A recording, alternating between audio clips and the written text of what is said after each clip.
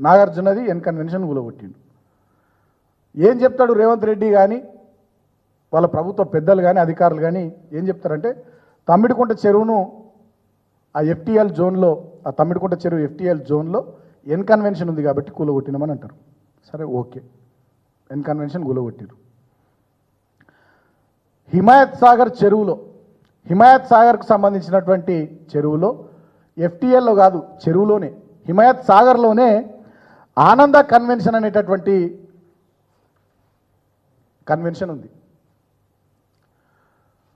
తమ్మిడికుంట చెరువులో ఎఫ్టీఎల్ జోన్లో, బఫర్ జోన్లో ఉన్నటువంటి ఎన్ కన్వెన్షన్ కూలగొట్టిన ఈ మొగోడు, ఈ సిపాయి, హైదరాబాద్లోని చెరువుల్ని రక్షించే రక్షకుడు రేవంత్ రెడ్డి హిమాయత్ సాగర్ చెరువులో కట్టినటువంటి ఆనంద కన్వెన్షన్ ఎందుకు కూలగొట్టలేడు అంటే, ఇండస్ట్రీలో నడుస్తున్నటువంటి టాక్ ఏంటంటే రేవంత్ రెడ్డి నాగార్జునను 400 కోట్లు అడిగిండట.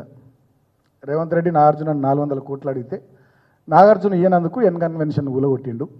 ఈ ఆనంద కన్వెన్షన్ అనేటోళ్ళను వాళ్ళని బెదిరిస్తే వాళ్ళు పోయి వీళ్ళ సోదరులను కలిస్తే వాళ్ళు ముడుపులు ముట్ట చెప్పుకున్నారు. దాంతో ఆనంద కన్వెన్షన్ కొట్టలేరు. నేను ఇవాళ ఇంకో మాట అడుగుతున్నా.